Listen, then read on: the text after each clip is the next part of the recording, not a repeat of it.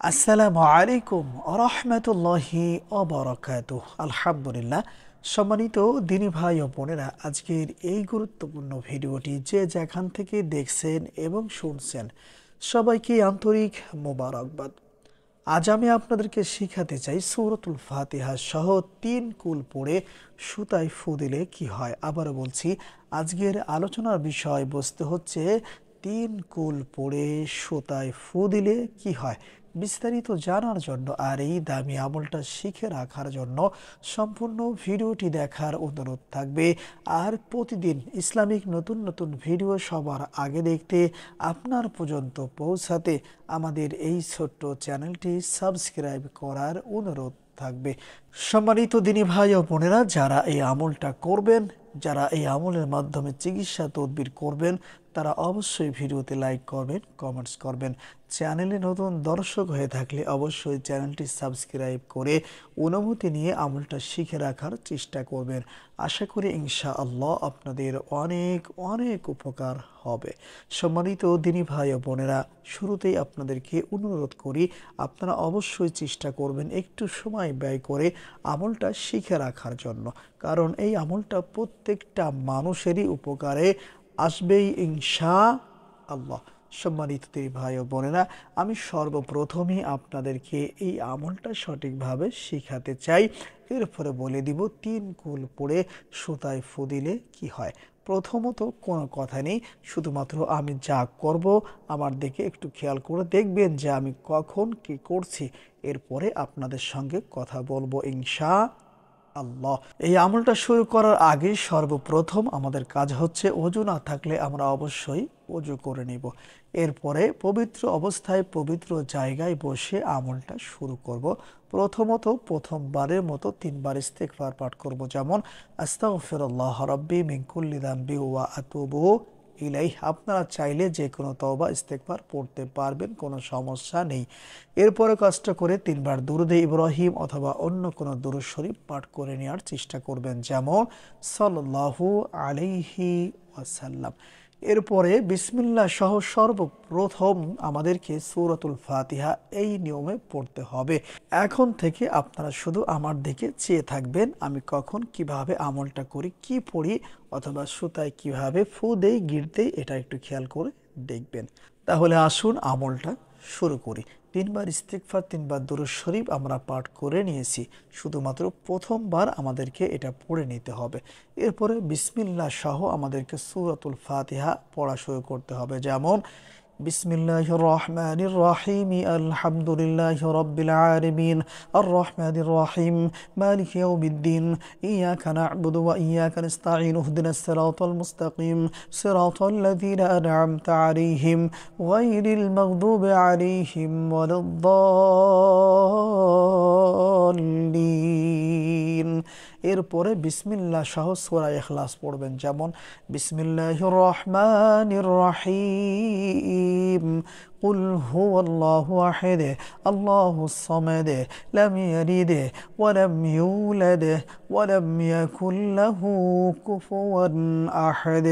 এরপরে বিসমিল্লাহ সহ সূরা ফালাক পড়তে হবে, যেমন বিসমিল্লাহির রহমানির রহিম قل أعوذ برب الفلق من شر ما خلق ومن شر غاسق إذا وقب ومن شر النفاثات في العقد ومن شر حاسد إذا حسد।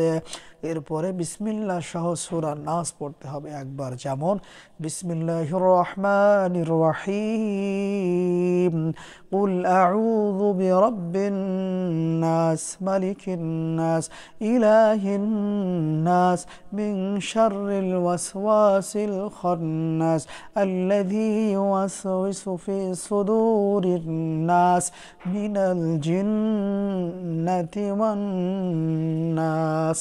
যখন আমার মতো করে বিসমিল্লাহ সহ সূরাতুল ফাতিহা, বিসমিল্লাহ সহ সূরা ইখলাস, বিসমিল্লাহ সহ সূরা ফালাক, বিসমিল্লাহ সহ সূরা নাস পড়া হয়ে যাবে, এখন আমাদের কাজ হচ্ছে একটু খেয়াল করে দেখবেন, এই নিয়মে সুতাটার প্যাচ ওঠাতে হবে। এরপরে দেখেন, একটু খেয়াল করবেন, এদিকে সেদিকে তাকাইলে শিখতে পারবেন না। দেখেন এই সিস্টেম হওয়ার পরে আপনাকে ফু দিতে হবে আর এই সুতা টান দিতে হবে। যেমন সেম একইভাবে আমাদেরকে আবারও বিসমিল্লাহ সহ সূরা ফাতিহা পড়তে হবে, বিসমিল্লাহ সহ সূরা ইখলাস পড়তে হবে, বিসমিল্লাহ সহ সূরা ফালাক পড়তে হবে, বিসমিল্লাহ সহ সূরা নাস পড়তে হবে। পড়া শেষ হলে আবার একটি ফু দিতে হবে, ফু দেওয়ার সাথে সাথে গিরাও দিতে হবে। যেমন মেন হচ্ছে এই গিরাটা, অবশ্যই গিরাটা যেন আড়াই প্যাচের মধ্যে হয়ে থাকে। এই জন্য আপনাদেরকে বারবার বলছি যে আপনারা এদিকে একটু খেয়াল করেন। যখন এই প্যাচটা উঠানো হয়ে যাবে এরপরে আমাদের কাজ হচ্ছে একটি ফু অথবা দম করতে হবে। যেমন এরপরে আমাদেরকে আবার বিসমিল্লাহ সহ সূরাতুল ফাতিহা পড়তে হবে, সূরা ইখলাস পড়তে হবে, সূরা ফালাক পড়তে হবে, সূরা নাস পড়তে হবে। এর মানে আমি যদি আপনাদেরকে আরও একটু সহজ করে বোঝাতে চাই তাহলে সূরাতুল ফাতিহা সহ 3 কুল আমাদেরকে আবার বিসমিল্লাহ সহ পড়তে হবে। পড়া শেষ হলে সুতায় আমাদেরকে আবার এই প্যাচটা উঠাতে হবে, আবার এরপরে আরও একটি ফু দিয়ে এই সুতায় একটি গিরা দিতে হবে। যেমন এই নিয়মে বিসমিল্লাহ সহ সূরাতুল ফাতিহা আর 3 কুল পড়ে সুতায় 7টি ফু অথবা দম করতে হবে এবং ফু দেওয়ার সাথে সাথে 7টি গিরাও দিতে হবে, যেমনটা আমি আপনাদেরকে দেখিয়ে দিয়েছি। সম্মানিত দিনী ভাই ও বোনেরা, ধরে নিন আপনারা আমার দেখানো পদ্ধতিতেই আমলটা কমপ্লিট করে নিয়েছেন অথবা শিখে নিয়েছেন। এখন আপনাদেরকে বলে দিব আপনারা কেন এই আমলটা করবেন অথবা সূরাতুল ফাতিহা অথবা 3 কুল পড়ে সুতায় ফু দিলে কি হয়। সম্মানিত দিনী ভাই ও বোনেরা, এই আমলটা হচ্ছে পুরাতন জ্বর দূর করার একটি পরীক্ষিত আমল। সম্মানিত দিনী ভাই ও বোনেরা, আমাদের সমাজে অনেক মুরব্বী আছে অথবা অনেক লোক আছে যাদের শরীরে সব সময় জ্বর থাকে। দেখা যাচ্ছে জ্বরের বয়স 20 বছর 30 বছর হয়ে গিয়েছে, এত চিকিৎসা তদবির করছে তারপরেও তাদের শরীর থেকে জ্বর যায় না। এক কথায় পুরাতন জ্বর যাকে বলা হয়ে থাকে। যদি এমন কোনো সমস্যায় কেউ পড়ে থাকে আপনারা কষ্ট করে এই আমলটা করবেন আর এই সুতাটা রোগীর গলায় বেঁধে দেওয়ার চেষ্টা করবেন।